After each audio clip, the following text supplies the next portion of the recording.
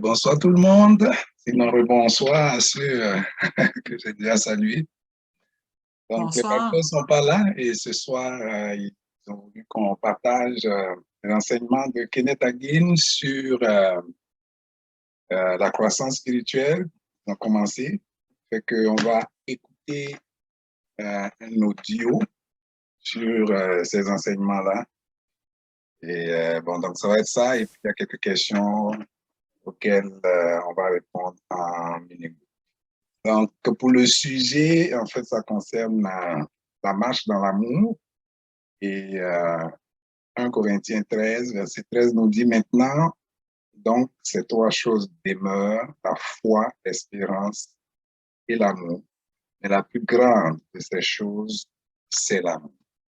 Donc, c'est très important dans notre marche avec le Seigneur de faire attention à ce volet. Il faut avoir une grande foi, espérant les grandes choses dans le Seigneur, mais la marche dans l'amour est ce qui va véritablement montrer l'unité, comme Jésus l'a dit, qui va faire que les gens sauront que nous sommes ses disciples.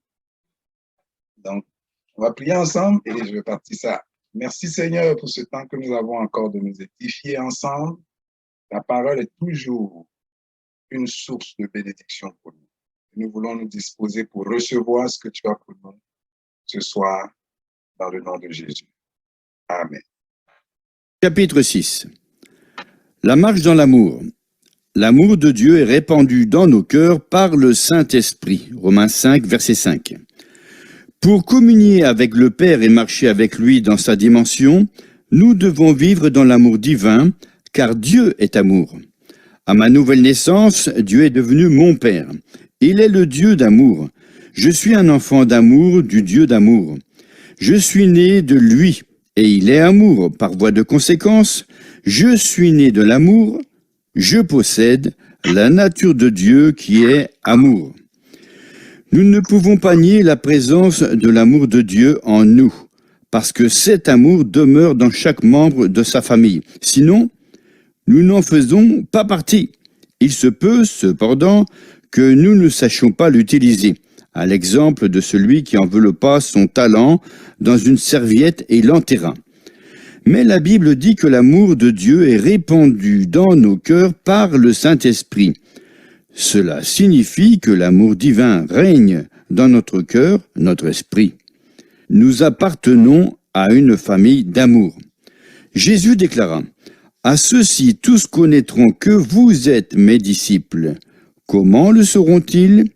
Si vous avez de l'amour les uns pour les autres. » Jean 13, 35. Ils nous reconnaîtront à notre amour. Il s'agit d'un amour désintéressé. Dieu a tant aimé le monde qu'il a donné.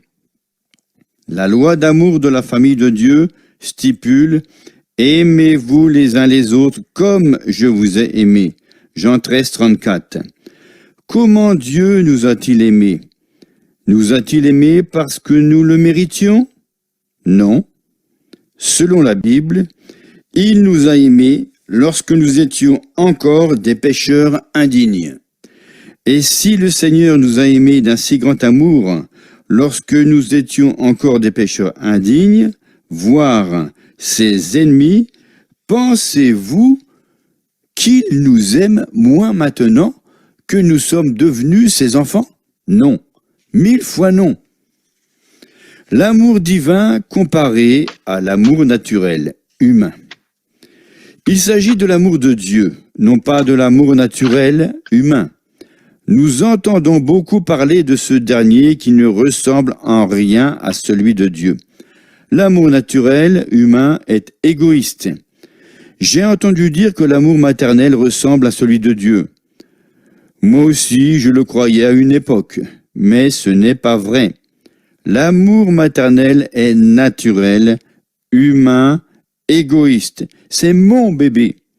Une femme se dirigea vers moi en larmes pour me dire « J'aime mes enfants, je les aime et je désire que vous priez pour eux. » Je les ai bien élevés dans cette église et, à l'exception de ma fille, ils refusent tous de la fréquenter.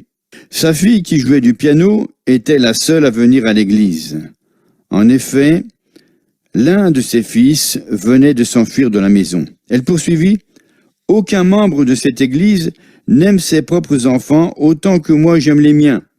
Je lui répondis, sœur, il doit y avoir une raison à cela. Je ne suis qu'un étranger, qu'un évangéliste de passage, mais j'ai observé cette malheureuse jeune fille assise au piano. Votre amour l'a étouffée, et je suis sûr que vos autres enfants se sont enfuis parce que vous les avez trop couvés. Vous vouliez les dominer totalement.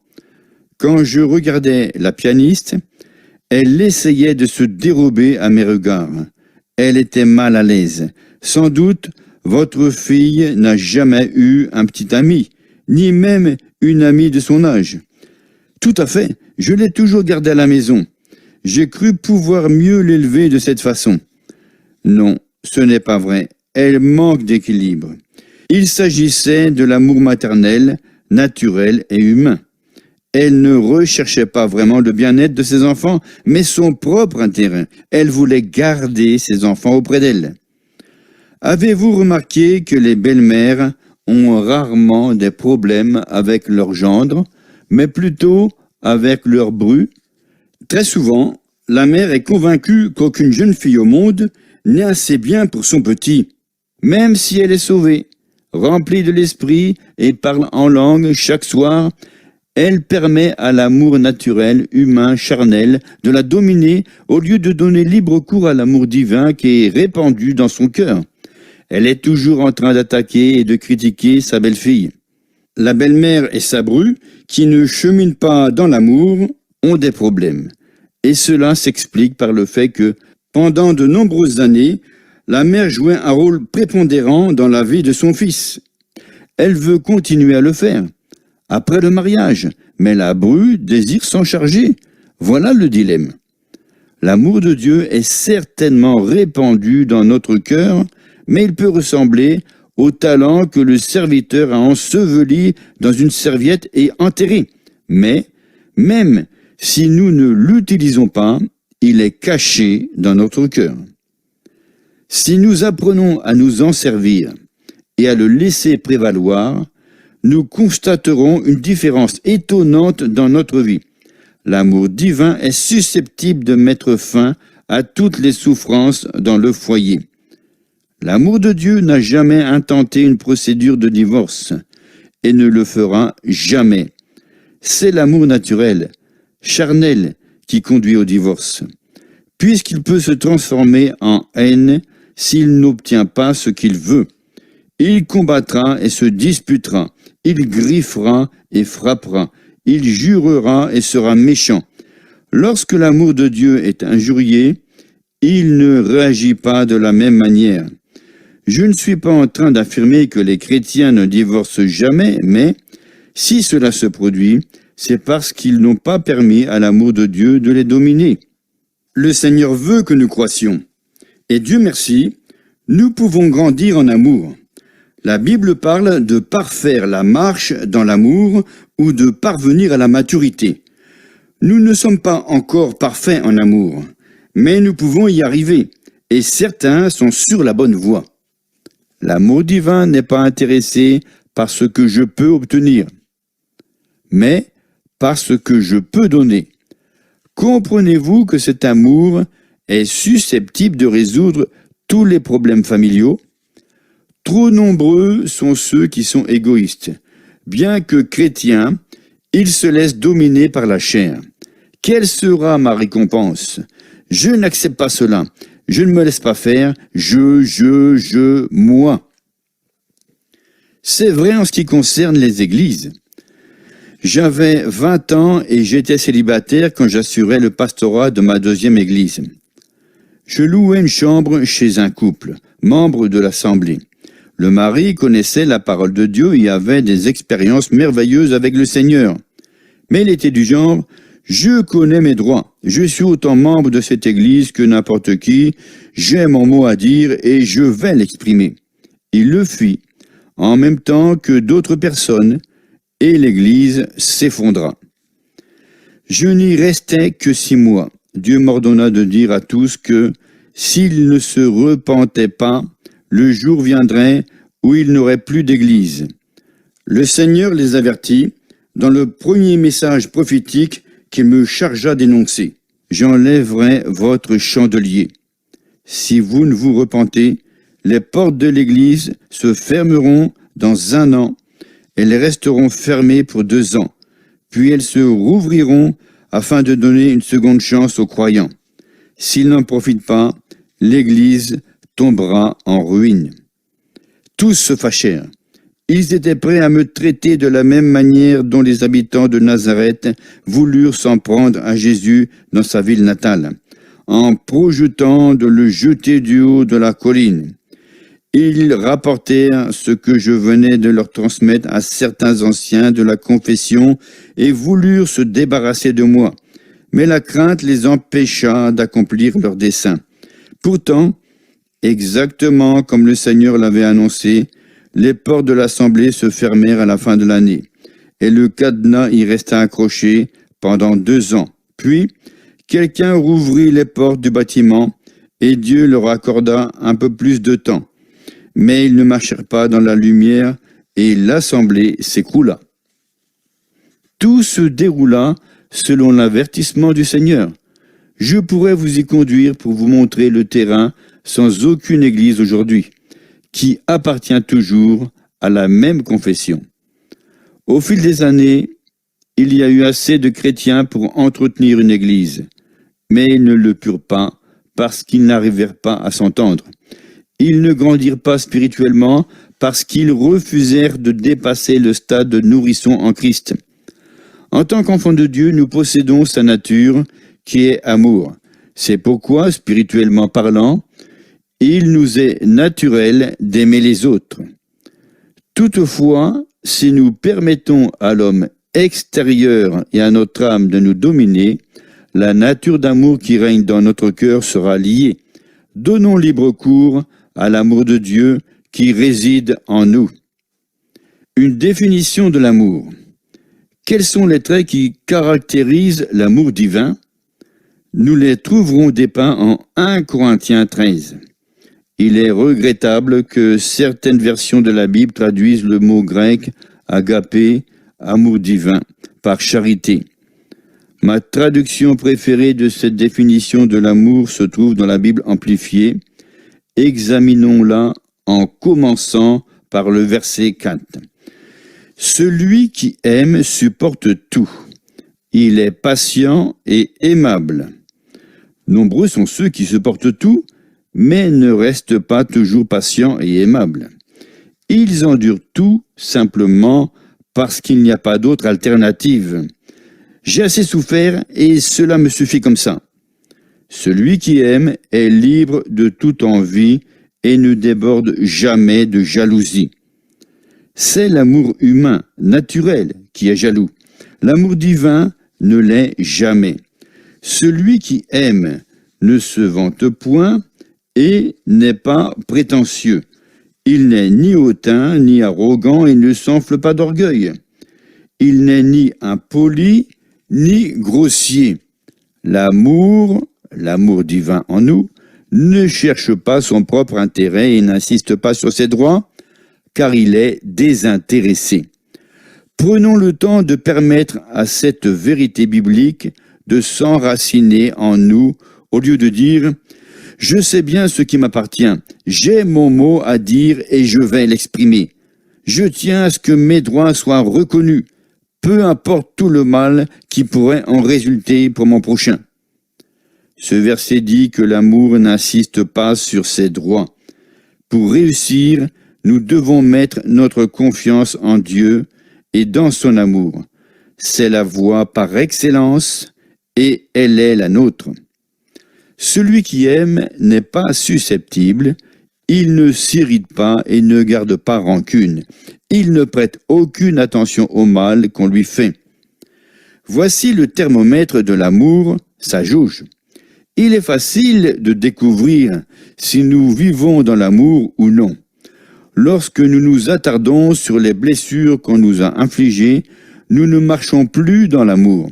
Par contre, si nous cheminons la main dans la main avec le Seigneur et restons remplis du Saint-Esprit, nous ne tenons pas compte du mal qu'on nous fait.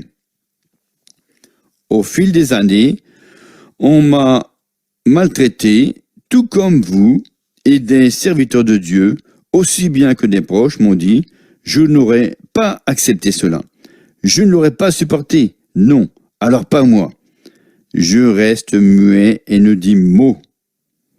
Je souris et demeure content.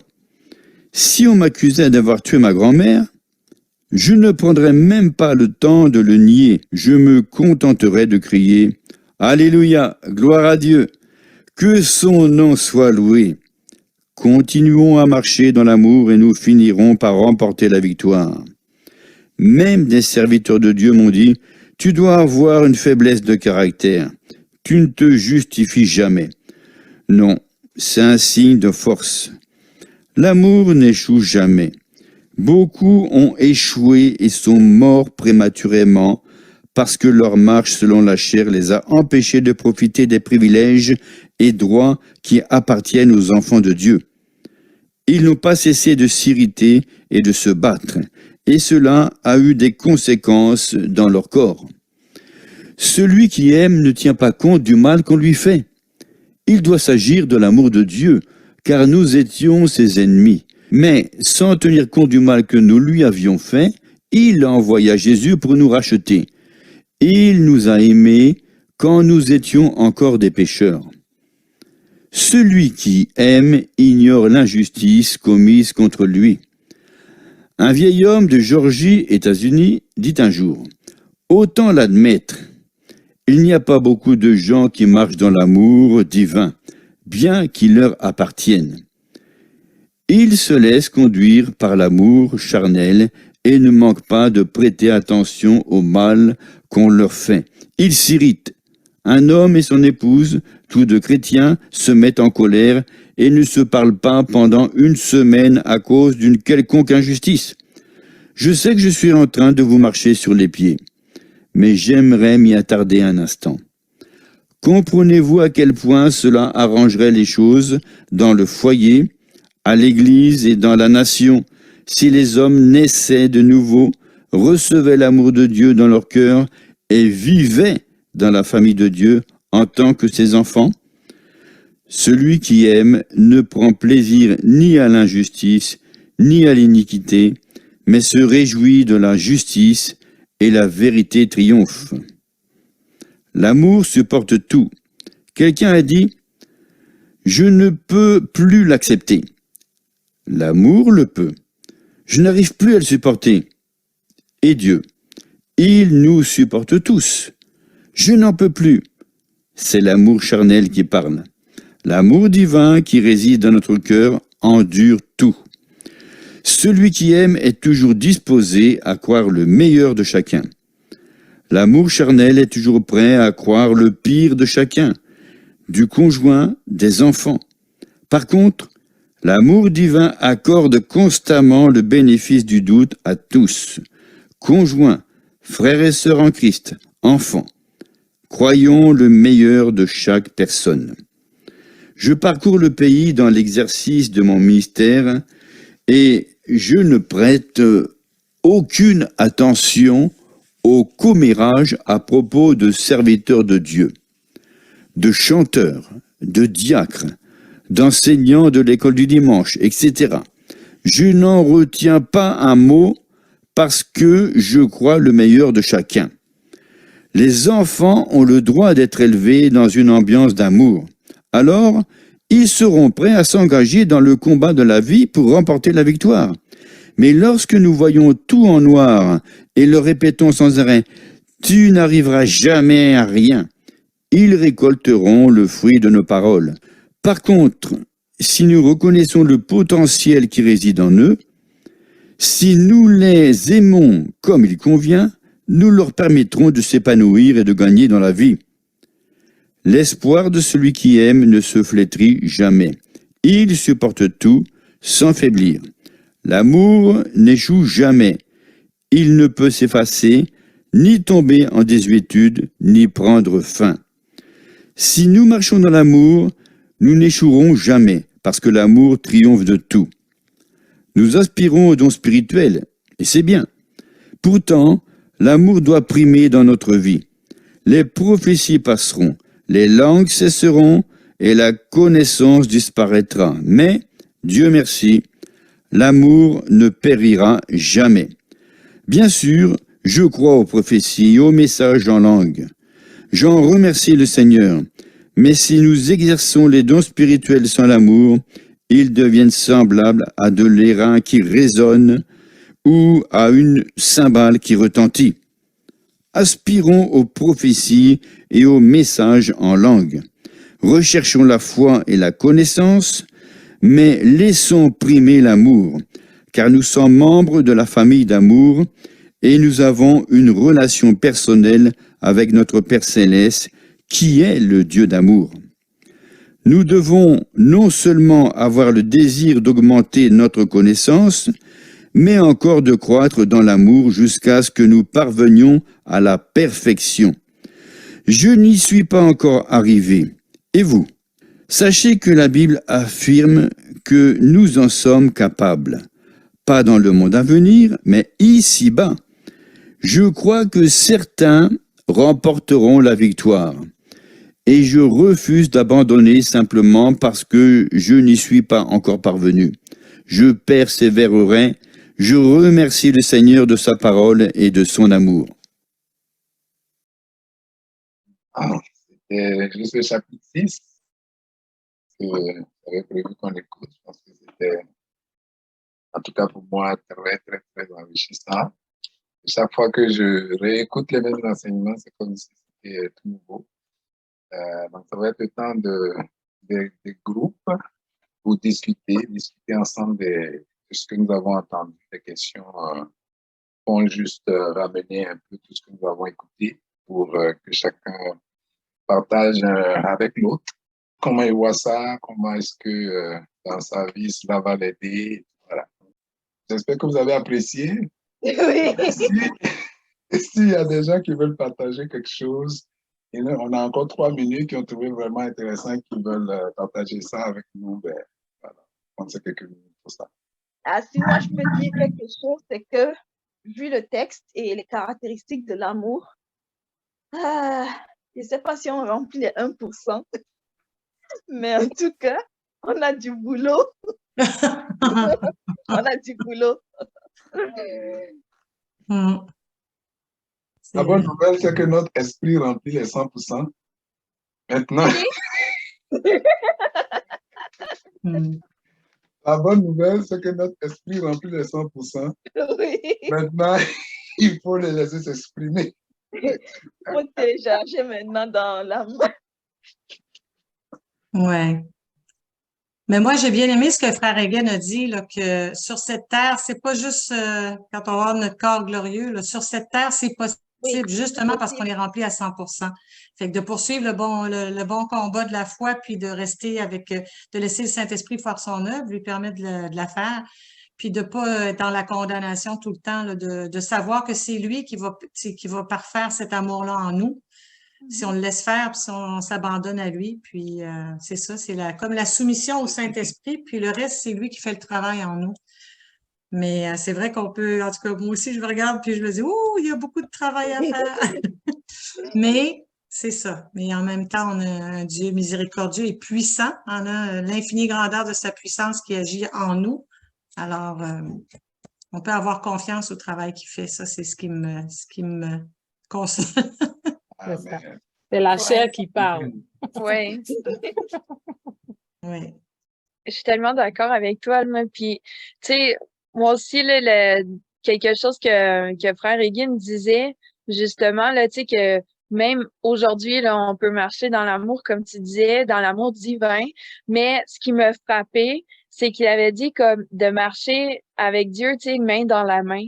Puis, tu sais, dans le fond, si on arrête de regarder à nous-mêmes, puis qu'on fait vraiment ça, qu'on marche main dans la main avec Dieu, puis qu'on laisse tout en lui, mais c'est vraiment de lui faire confiance. Donc, puis, tu sais, ça me parle beaucoup, là, je me parle à moi-même, là, mais que, tu sais, si on lui fait confiance à 100%, mais on n'a pas à s'inquiéter de ce que les autres nous ont fait ou de ce que les autres nous ont dit ou tu sais, rien de ça, là, puis c'est arrivé quelques fois, là, même cette année, que Dieu me demandait, est-ce que tu me fais confiance? Puis j'étais comme, mais oui, Seigneur. Puis que, tu sais, Seigneur est comme, mais lâche prise. Tu sais, est-ce que tu me fais confiance? Mais oui, je te fais confiance.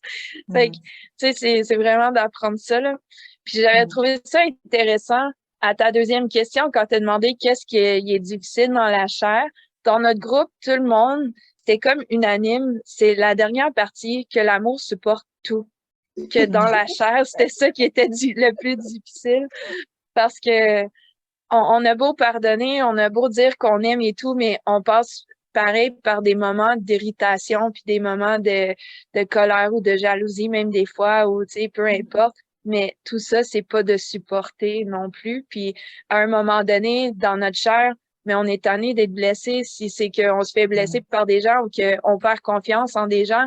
Mais tu sais, on est censé supporter tout ça, puis de continuer d'aimer dans l'amour divin. Mais c'est ça que je trouve difficile dans la chair. Là. Et non seulement de supporter, de tout supporter cela jusqu'au bout et dans la joie. Il y a